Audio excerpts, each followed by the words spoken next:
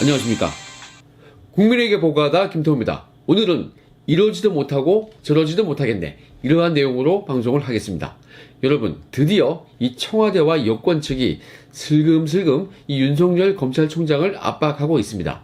추미애는 윤석열 총장을 상대로 자신이 오라고 얘기한 시간에 오지 않았다면서 항명이라고 주장을 하고 있습니다. 검찰총장이 무슨 6, 7급 주무관도 아니고 회의 30분 전까지 오라면은 얼른 뛰어와야 합니까? 회의 안건을 사전에 주고서 그걸로 얘기를 나눠야죠. 여러분, 이러한 것은 업무를 떠나서 기본적인 예의 아니겠습니까? 너는 내가 주는 거 받고 그때 잠깐 네 생각만 얘기하면 돼. 그러면 요식행위가 딱 되는 거니까 그거 거쳐가지고 바로 그냥 인사를 해버릴 거야. 누가 봐도 딱 이런 걸로 보이지 않았습니까?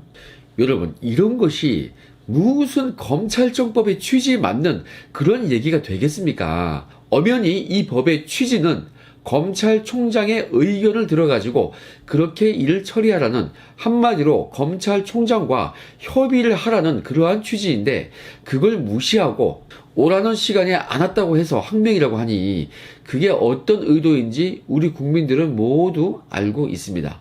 제가 이미 말씀을 드렸죠. 정보에의 자유로운 접근이 있어야 그 의사 형성이 가능하다고 했습니다. 어떠한 의견을 내려면 그 정보에의 접근성, 즉 인사안 초안을 봐야 하는 것입니다. 그런데 그것도 안 주고 의견을 내라고 하는 것은 어불성설입니다. 그렇기 때문에 그걸 가지고 여권 측이요, 일제히 항명이라고 하는 것은 그것을 핑계로 검찰총장을 축출하겠다, 이런 겁니까? 뭡니까 도대체? 그런데 여러분, 지금 청와대와 여권 측은 이 방송의 제목같이 이러지도 못하고 저러지도 못하고 있는 형국입니다. 지금은 그렇게 크게 고민하다가 곧 결단을 낼 수도 있겠지만, 제가 보기에는요, 이게 한쪽의 선택을 확실히 하기가 간단한 문제가 아닙니다. 자, 청와대의 선택지는 두 가지가 있죠. 윤석열 총장을 항명이라면서 어거지로 그냥 생이빨을 뽑아버리는 거, 그 경우가 하나 있고요. 현재로서는 지금 이러한 분위기가 좀 많죠. 자, 두 번째는요, 그렇게까지는 하지 못하고 그냥 유인만 하되 손발을 더욱 옥죄할 가능성, 이렇게 두 가지의 경우가 있는 것입니다. 자, 청와대와 법무부가 만약에요, 생리빨을 그냥 뽑아버린다, 이러면요, 과다 출혈이 발생할 것입니다. 그 출혈이 멈추지 않는 엄청난 부작용이 발생을 할 것입니다. 이게요, 특히 더 그런 이유가 있습니다. 박근혜 대통령 시절에 댓글 수사를 지휘했던 이 최동욱 검찰총장을 혼외자 문제로 법무부를 통해서 감찰을 지시했었는데요. 그때 이 민주당 쪽에서 어떻게 했습니까? 난리가 났습니다. 그때 그 수사의 소재가 뭐였습니까? 선거와 관련해서 댓글을 달았다, 이런 거 아니었습니까? 그런데 이번에도 지금도요, 똑같은 구조 아니겠습니까? 대통령의 30년 지기 친구가 선거법 위반 혐의로 검찰 수사 대상이 된 사안입니다. 그걸 수사하는 검찰의 수장을 사소한 걸로 항명이라면서 생이빨을 뽑아요? 그러면은 이번에는요, 과거보다 훨씬 더 심각한 것입니다. 왜냐하면 최동욱 총장의 경우에는 혼외자라는 불륜 관계였다는 그러한 약점이 있었지 않습니까? 그런데 지금 윤석열 총장님은요, 그러한 약점이 없습니다. 지금 여권이요, 자신들 입으로 그렇게 정의롭다고 극찬을 했지 않습니까? 한 입으로 두 말을 할 수가 없는 것입니다. 그리고 이미요, 자신들을 향한 수사가 너무도 많이 진행이 되었습니다. 이제 와서 그러한 파렴치한 짓을 하기에는 너무너무 늦었다는 것입니다. 울산 사건에 대해서는 이미 덮을 수가 없는 것이죠. 지금 현직 대통령에 대해서는 형사상 소출을 할 수는 없지만은 소환해서 조사는 할 수가 있습니다. 하다 안 되면 참고인 조사도 가능합니다. 이미 어제 청와대 균형발전 비서관실을 압수수색을 시도를 했죠. 그 전날에 대통령 직속의 균형발전위원회를 압수수색을 했고요. 바로 그 다음날에 전격적으로 청와대 압수수색을 시도를 한 것입니다. 청와대가 사실상 자료 제출을 거부를 해가지고 빈손으로 왔긴 했지만, 중요한 것은요, 법원이 이 청와대에 대한 압수수색 영장을 발부를 해 주었다는 것입니다.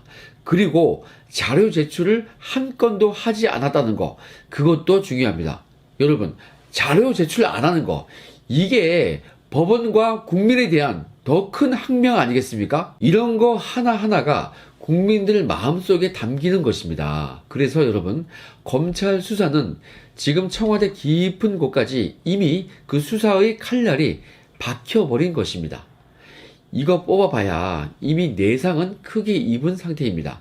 자, 이 지금 청와대가요, 이 두 가지 선택지 중에서 무엇을 선택할지 우리는 알 수가 없지만은, 만약에 이러한 상태에서 윤석열 총장님을 항명으로서 무리하게 인사 조치를 한다면요, 그 역풍은 청와대가 감당을 할 수가 없을 것입니다. 즉각적인 지지율 하락으로 이어질 것입니다.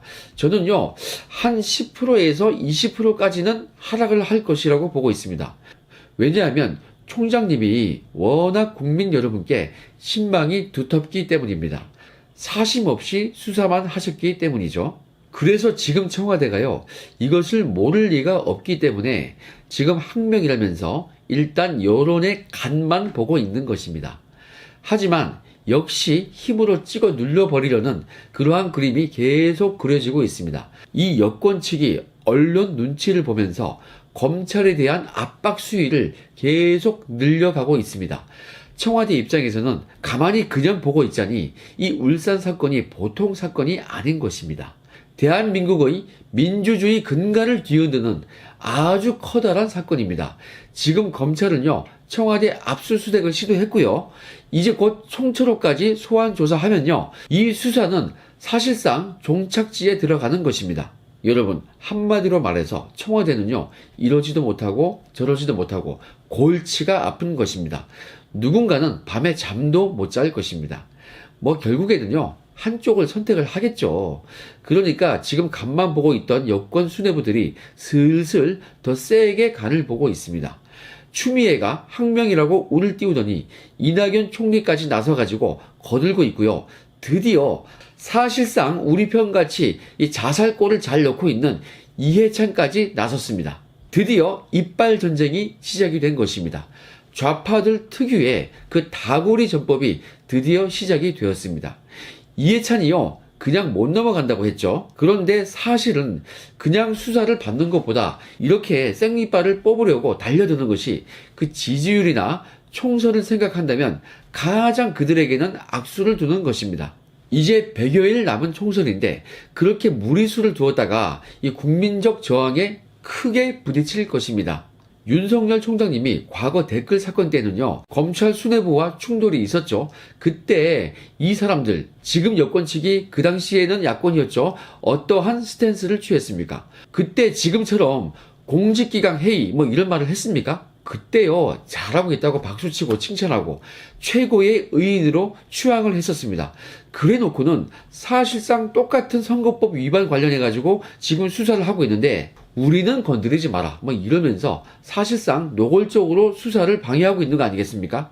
여러분, 지금 청와대의 모습은 힘이 있는 자가 횡포를 부리고 있는 거 아니겠습니까? 그 이상도 이하도 아닌 것입니다. 그러나 청와대와 법무부는 잊지 말아야 할 것입니다. 특히 추 장관요, 자신이 지금 검찰총장을 몰아붙이는 그 힘이 과연 그 권한이 어디서 나오는 것인지 이것을 생각해야 할 것입니다. 그 힘과 권한은 국민이 대통령을 통해서 위임을 준 권한입니다. 자신의 고유 권한이 아니고 결국은 국민들로부터 위임받은 것이기 때문에 국민들께서 그 힘을 위임한 그 취지를 존중하고 잊지 말아야 할 것입니다.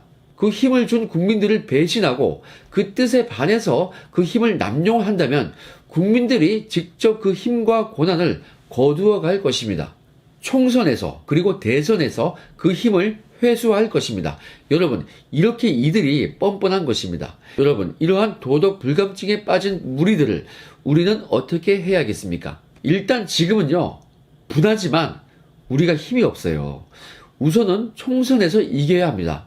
이기고 나면 탄핵도 가능하고 선거법도 돌려놓을 수 있고 그 공수처법도 폐지할 수 있습니다. 지금 보수 대통합이 진행 중인데요. 2017년 대선 당시 그 득표율을 한번 보면요, 문재인이 41%, 그리고 홍준표 후보가 24%, 안철수 후보가 21%, 유승민 후보가 6.7%였습니다. 자유한국당과 안철수 후보의 득표율을 합치면은 45%이기 때문에 넉넉히 그 당시의 문재인을 이길 수 있었던 것입니다. 그런데 이 유승민의 6.7%까지 합치면요 52%가 됩니다. 이 52%는요 박근혜 대통령이 보수 대통합을 해서 단일 후보로 나가서 얻었던 그 득표와 같습니다. 그렇게 52%를 득표하면요 과반을 넘기는 것이기 때문에 뭐 저쪽 표는 따질 것도 없이 우리가 무조건 이기는 것입니다. 소수점 이하까지 치면요 52%가 넘어간다니까요.